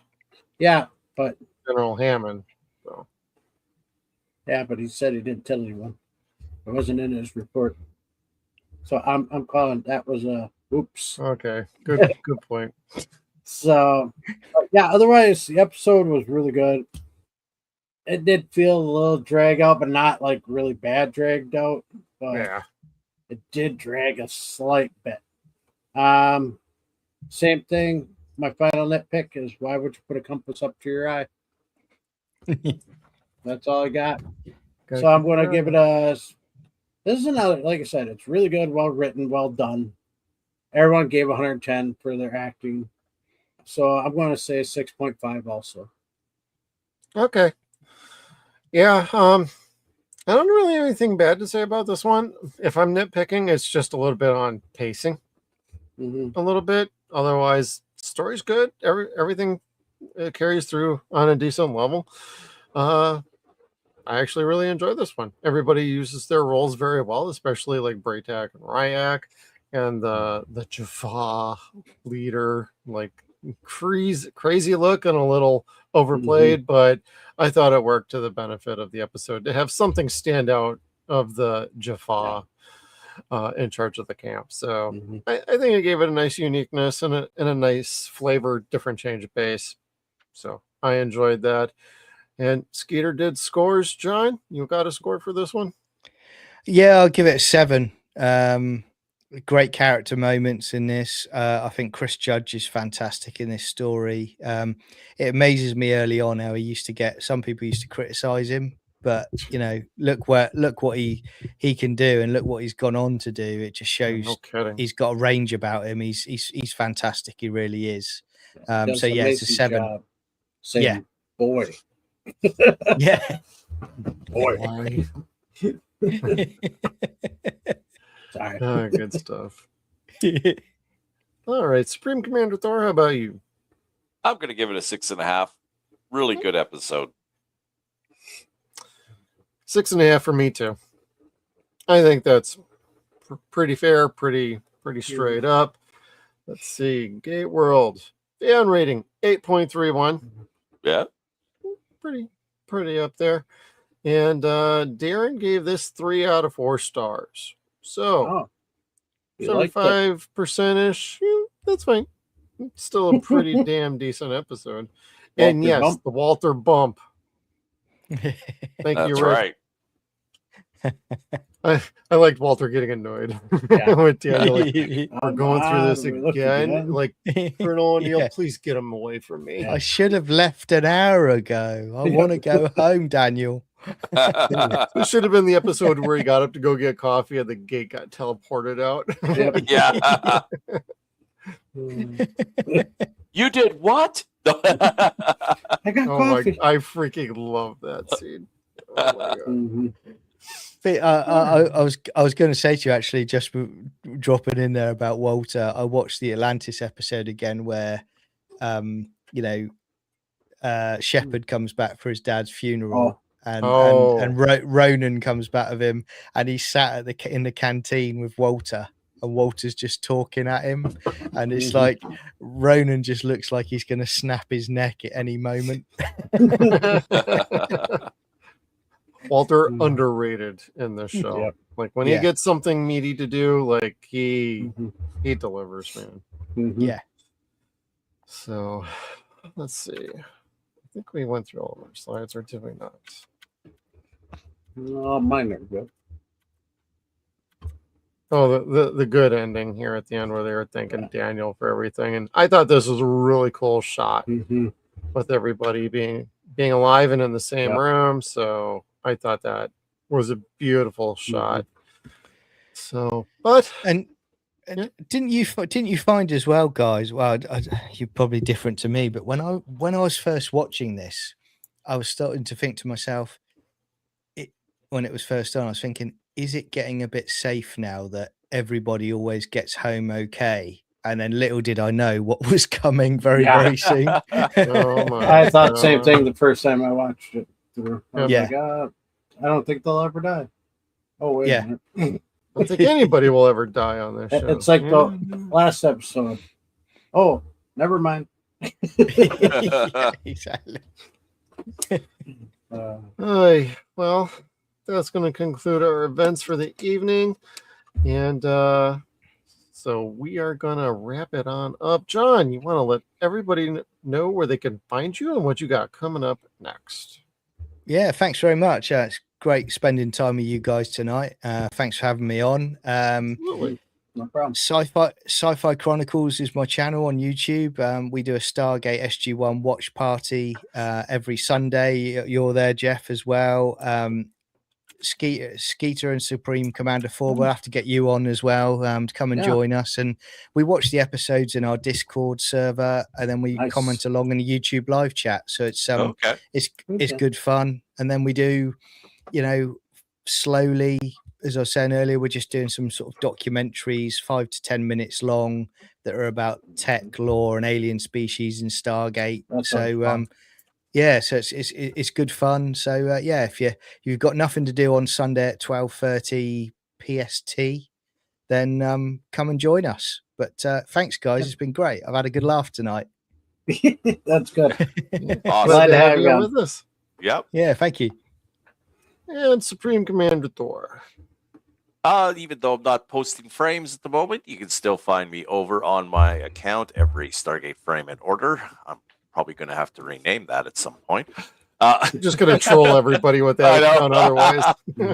Yeah, no, I am working with a guy right now who has expressed interest in continuing my work. So I'm just showing him the ropes right now, and he's getting to see whether he likes it. He's picked out a few frames already, and I mean, he's got a full-time job too, so who knows whether or not he'll be able to make it work. But he's given it a try anyway, and cool. And I'll also be shilling for Harry Mayborn for the next week and a bit while Joseph runs his unlikely ally, ship ally for Let's go Mayborn. Yep. I'll be shilling Mayborn every time he pops up, and even sometimes when he doesn't pop up. And over on my buddy John's account, every SGA frame in order, he is on Hot Zone. I like that episode. It's one of those funky, creepy episodes that they really like to throw into the first season. Oh, you know, if Mayborn was actually around now, you know that he'd be running certain women on OnlyFans or something like that now. That would be his MO. That's what he'd do. It'd be alien women too. Yeah. Oh, that's fun. And Skeeter? Yeah, you can find me on Facebook, Instagram, and Threads under the Stargate Files. Instagram, you can find me as Skeeter, the Stargate Files. Yeah, you can find me here Thursday nights talking about all the best episodes that we're going to go through of Stargate. Then there's some weekends I have opened up, so I'll be joining the boys on Saturday night on Deadwire Live on the Suns and Shadows Network here. Oh, cool. So, well, gonna be good to have you back on with us. So thank you everybody for tuning in to the Stargate Files. It was great to have a live one with John. We know this is early for you. Hope go back to bed or have more coffee, keep it going. Yeah, it's fine, man. I had a blast. So anytime you want me back on, just give me a shout. But it's been good fun tonight. Cheers, guys. Yeah, well, we're looking at Stargate Atlantis schedule coming up in August, and we only have one person so far who is interested, and that's every Stargate Atlantis frame. Yep. Can I just say, dibs Lost City,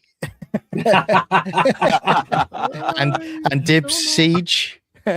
We could maybe make that happen. We'll see what we got still on tap for you. But no, thank you everybody for tuning in. Had a blast with John, and we're gonna have a fun one next week. We have Revisions and Lifeboat, and we got Dr. Daniel Jackson on his Twitter hiatus is going to be joining us one more time. He's not changing his hiatus on Twitter, but he's a fun guy to have around. So that's what we got on tap next week. And thank you all. Like, share, subscribe on out there on the way out, and we will see you all on the next one. You bet. Yeah. Hey, listen. Stop by anytime. In fact, I'll take you fishing. I'd love to do that. There's this lake in northern Minnesota where the bass grow that big. Well, don't call us. We'll call you. We better get out of here. No, really? No, really. You will go. Right. You'll go.